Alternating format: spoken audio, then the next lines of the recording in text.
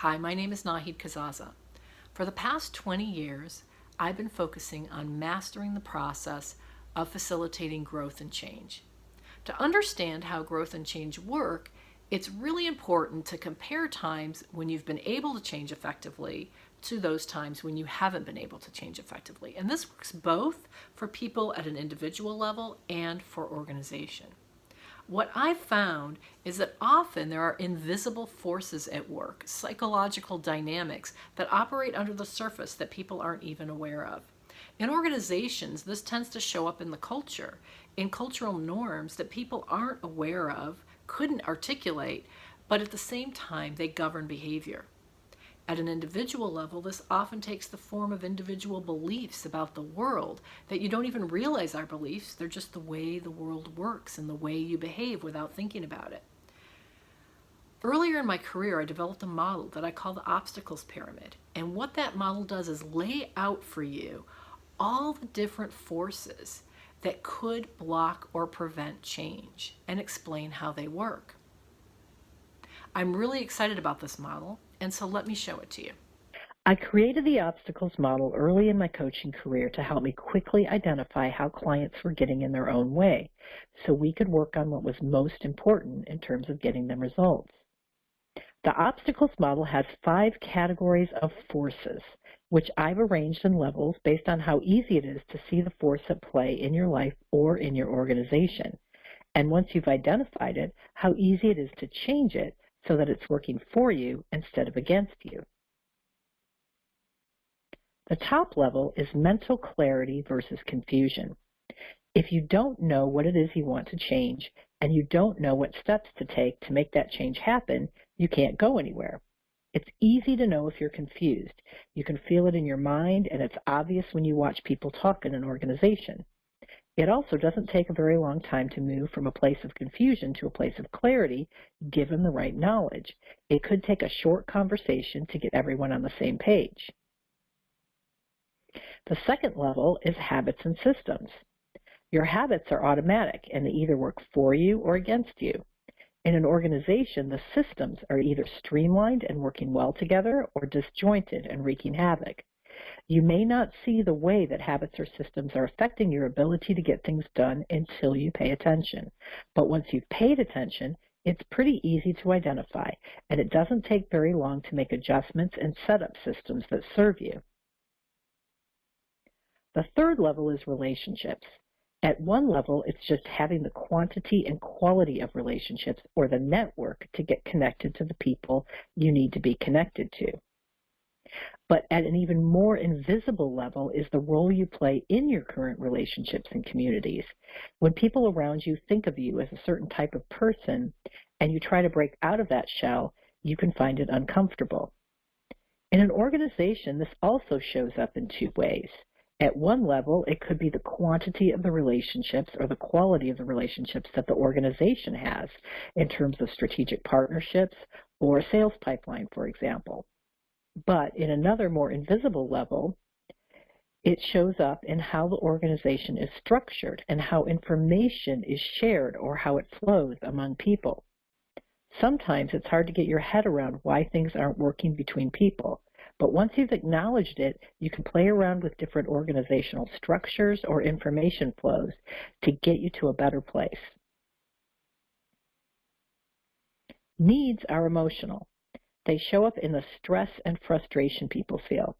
And they're pretty invisible in that while people do understand that they're stressed out, they tend to look outside themselves for the source of that stress and usually need a degree of training and working through self-discovery exercises to recognize the role they play and the power they have to change things from the inside out. In an organization, this shows up as values. Also quite invisible until you do the work to identify the values that are really being played out in your organization. Beliefs are completely obscure because once we believe something, we no longer see it as a belief, but we see it as simply the way things are, so we don't even think to question it. This is also true of the unspoken cultural norms that have seeped into organizations without anyone really thinking about it. While it takes some discovery to identify beliefs, Once you bring them to your awareness, you develop the amazing power to reassess them, and with it, the ability to consciously redesign part of the way things are that you never questioned before. This also happens in organizations. Your culture is invisible, and it tends to govern behavior without anybody really realizing how it's working. But once you've done the work to identify the cultural forces in play, you have the ability to consciously redesign your culture and create something that fully supports the vision and mission of the organization. When you're considering bringing in a consultant, trainer, or facilitator to help you drive change in your organization, or when you're considering hiring a coach to help you get to a new level, it's important to choose someone you trust to see the whole issue and not just the surface of an issue. A large number of coaches and consultants will take the situation you present to them at face value and not probe enough to understand the deeper forces at play. This results in you investing a lot of time and money fixing symptoms instead of actually addressing the source of the problem. Here are some examples.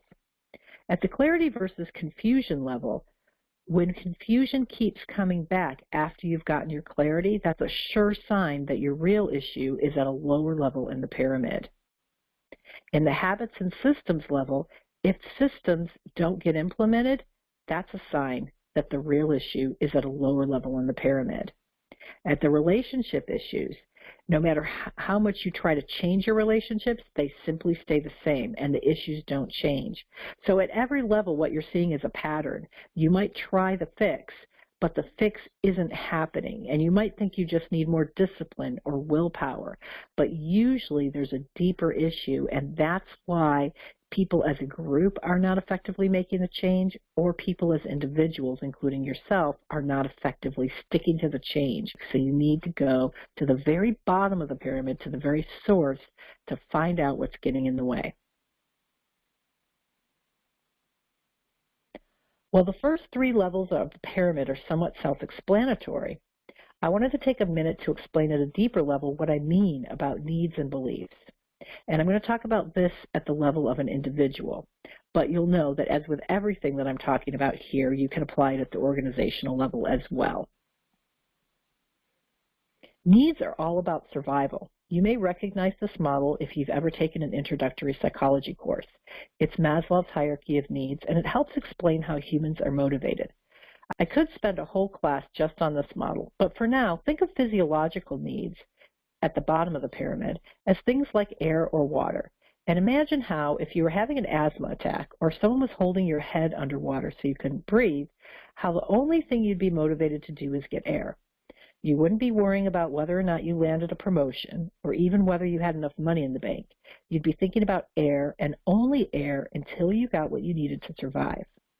Once people have enough air, though, and they don't feel like they'll be eaten by a tiger, then we get to other needs that are just as important to our survival: belonging to a community of people and being valued within that community.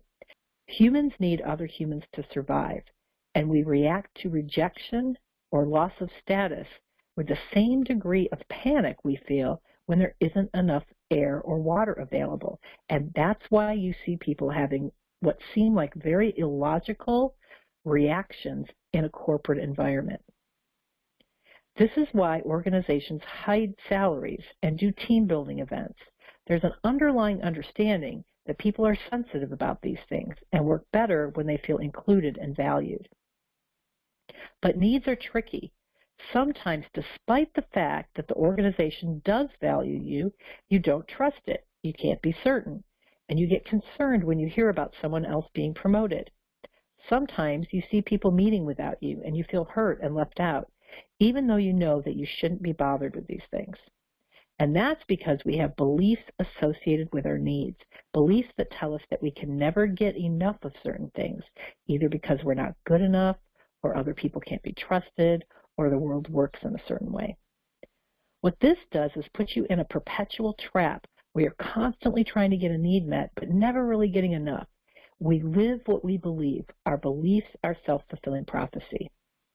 If you've done any self-development work, you may have heard people talking about changing belief systems and getting needs met.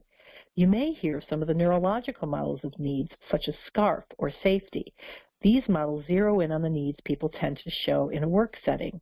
You may hear of programs that talk about helping you change your negative beliefs. But the key question for me, as always, is what works? I've been working with clients on needs and beliefs for nearly 20 years, and here are 3 important things I've learned. Number 1, getting your needs met requires that you believe you can get them met.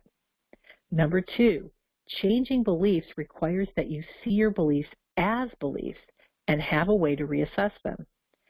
And number 3, changing one belief only makes a small difference. You generally have to change an entire belief system or change a core belief that holds up an entire belief system. Having your needs met is critical to every level above it in the pyramid.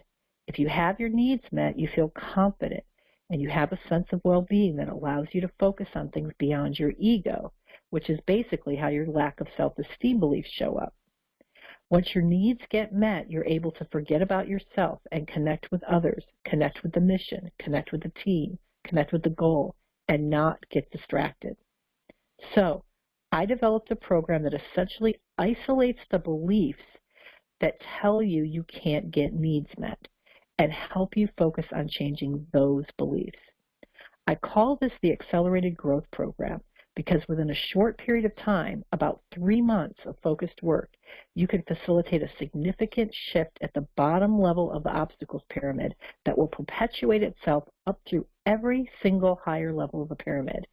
Eliminate the core trap, which is a belief that says you can't get a need met, then get your needs met, and everything else is free to change. I've also made the program tangible. It's laid out in a simple 10-step process, so you know where you're at all times, and you're better able to counteract the tendency to fall back into automatic behaviors before getting a foothold on that new belief system. I'm so excited about this new program. My group clients tested it in 2018, and they were able to make huge strides in areas that they had been moving much more slowly in up to that point. If this intrigues and excites you as much as it does me, I'd love to take you through the program.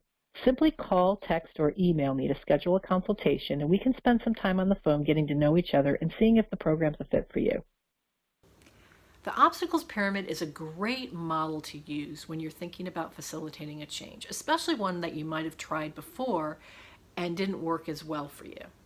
It will help you identify some of the forces that perhaps you hadn't considered and help you develop strategies to overcome them. If you'd like to discuss how this model might apply to you with maybe some change that you're working to make right now, I'd be happy to.